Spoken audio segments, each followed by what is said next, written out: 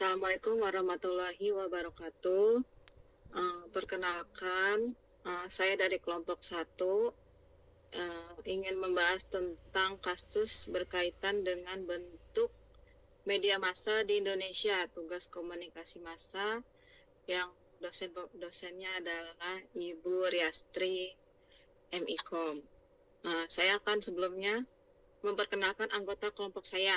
Yang pertama adalah saya sendiri dengan NIM 4424 1417 dan juga ada Magna Syafrina dengan NIM 4424 0222 dan juga ada Ujiani Dwi dengan NIM 4424 1673 dan juga ada Yasmin Sasalbila dengan NIM 4424 1842. Yang selanjutnya akan dibahas oleh Yasmin. Silakan Yasmin. Ya, di sini kita mau membahas tentang latar belakang media massa. Media massa adalah sarana komunikasi yang digunakan untuk menyebarkan informasi kepada halayak luas secara cepat dan serentak. Boleh di next?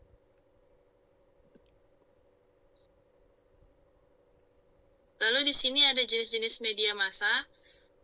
Pertama ada media cetak seperti koran dan majalah. Lalu ada media elektronik seperti televisi dan radio. Kemudian ada media digital seperti internet dan media sosial.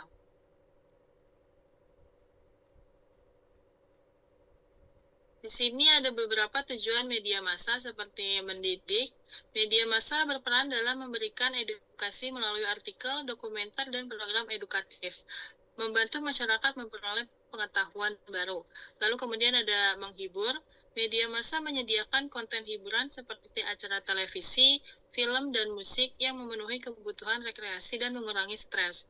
Lalu di sini ada memberikan informasi, menyajikan berita, fakta, dan data penting kepada masyarakat mengenai peristiwa yang terjadi di tingkat lokal, nasional, maupun internasional. Kemudian ada mempengaruhi dan membentuk opini publik. Membentuk opini dan pandangan masyarakat mengenai isu-isu sosial, politik, dan budaya melalui editorial, iklan, dan liputan berita.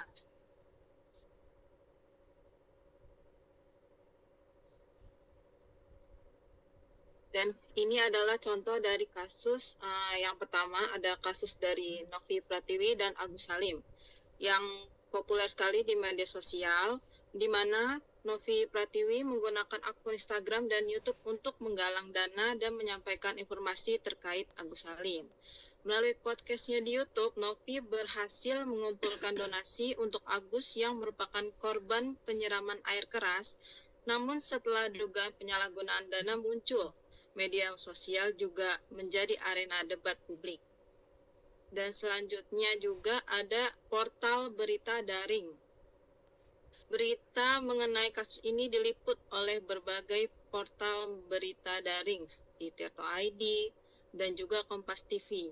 Media daring ini merupakan laporan mendetail tentang perkembangan kasus, termasuk tuduhan pencemaran nama baik yang dilayangkan oleh Agus terhadap Novi. Mereka juga menyajikan perspektif dari kedua belah pihak serta reaksi publik yang muncul akibat pemberitaan tersebut. Dan juga ada petisi online. Petisi yang dibuat di platform change.org menuntut Agus untuk mengembalikan dana donasi menjadi salah satu bentuk partisipasi masyarakat dalam kasus ini. Petisi tersebut menggambarkan bagaimana masyarakat menggunakan media online untuk menyuarakan ketidakpuasan mereka terhadap penggunaan dana donasi yang tidak sesuai dengan tujuan awal. Contoh kasus selanjutnya oleh teman saya, Ujiani, silakan. Oke, contoh kasus kedua yaitu kasus peringatan darurat yang terjadi tanggal 22 Agustus 2024. Jadi untuk kasus ini itu saya garis bawahi ada 4 platform ataupun 4 bentuk media sosialnya ataupun 4 bentuk media massanya. Saya kelompokkan jadi 4. Yang pertama ada media sosial, yang kedua ada platform pesan instan, yang ketiga ada media online, dan keempat media tradisional. Keempat bentuk media komunikasi tersebut sangat mempengaruhi penyebaran informasi mengenai kasus peringatan darurat 22 Agustus 2024. Jadi mungkin karena saat ini banyak yang menggunakan media sosial, maka kasus ini lebih banyak menjadi trending di Twitter dan Instagram utamanya. Kemudian dengan adanya platform pesan instan seperti WhatsApp dan Telegram juga mempengaruhi penyebaran informasi, di mana aksi yang dilakukan di tanggal 22 Agustus 2024 itu banyak dilakukan penyebaran info untuk berkumpulnya itu melalui platform pesan instan. Kemudian bentuk media yang ketiga yaitu media online seperti berita.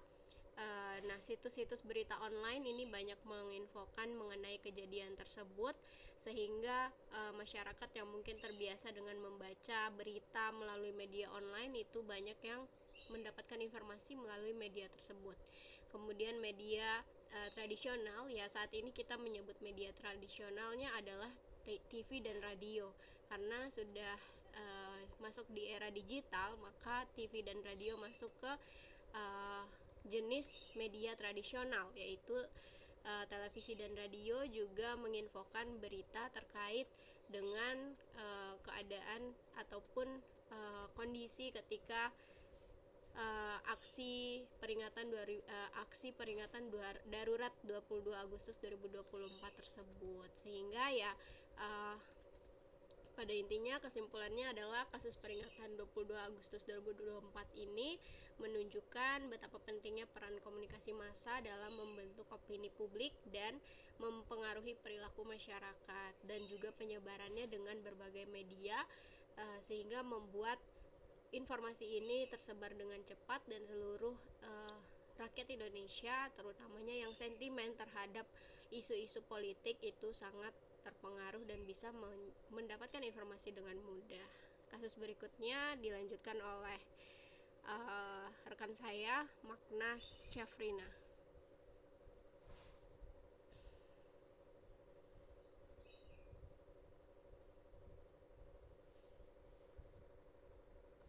Oke, baik, terima kasih.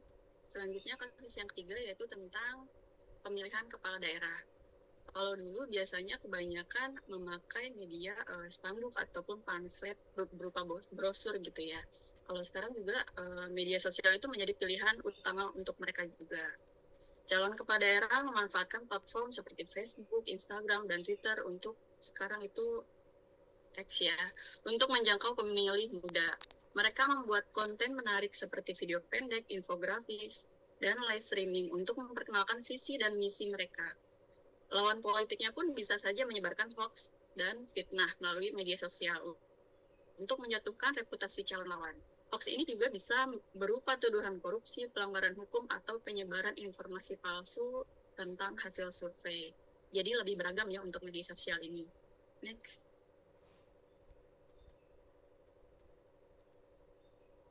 Ya, selanjutnya itu media televisi.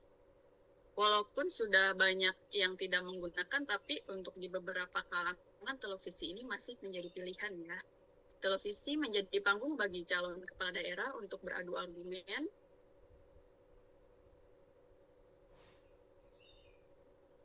Yang televisi Maaf, kepencet.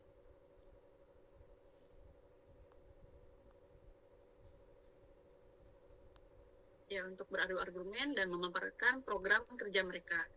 Biasanya di televisi itu yang ditayangkan itu utamanya itu debat ya. Debat ini menjadi ajang bagi mereka, bagi masyarakat untuk menilai secara langsung kemampuan dan visi misi dari masing-masing calon. Kemudian juga ada iklan kampanye di televisi, seringkali menggunakan bahasa yang sederhana dan mudah dipahami untuk menjangkau pemilih dari berbagai kalangan. Biasanya untuk televisi ini masih kalangan menengah ke bawah ya. Okay, next. Kemudian selanjutnya surat kabar. Walaupun surat kabar ini masih sudah sangat lampau ya, tadi kan sudah disampaikan kalau termasuk tradisional, tapi surat kabar ini masih menjadi pilihan, biasanya dipakai oleh beberapa tokoh masyarakat penting atau pengamat politik yang menyampaikan opini-opini mereka terkait pasangan calon yang mencalonkan, nah itu nantinya bisa dijadikan referensi untuk pemilih, masyarakat memilih pasangan calon. Seperti itu. Selanjutnya, untuk kesimpulan akan disampaikan oleh Yasmin. Kita sampai di bagian kesimpulan. Kesimpulan dari presentasi ini adalah media massa mulai dari media sosial hingga portal berita dan televisi memiliki peran yang saling berkaitan dalam menyebarluaskan informasi secara cepat dan membentuk opini publik. Informasi yang pertama kali muncul di media sosial seperti video viral dapat dengan cepat tersebar ke media lain yang lebih kredibel seperti televisi dan surat kabar yang berperan dalam memverifikasi kebenaran informasi tersebut. Keberadaan media massa yang beragam memberikan masyarakat akses lebih luas terhadap informasi dan mendorong partisipasi dalam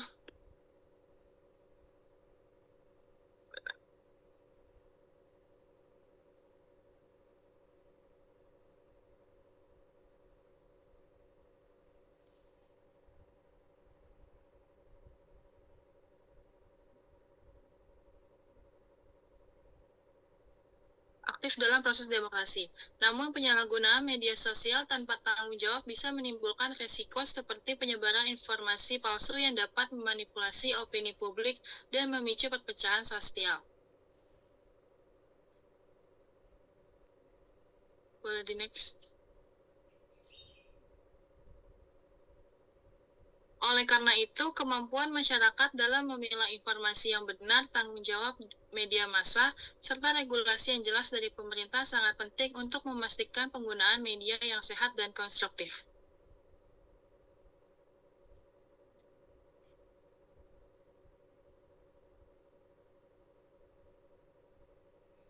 Baik, sekian dulu dari kelompok kami. Terima kasih. Assalamualaikum warahmatullahi wabarakatuh.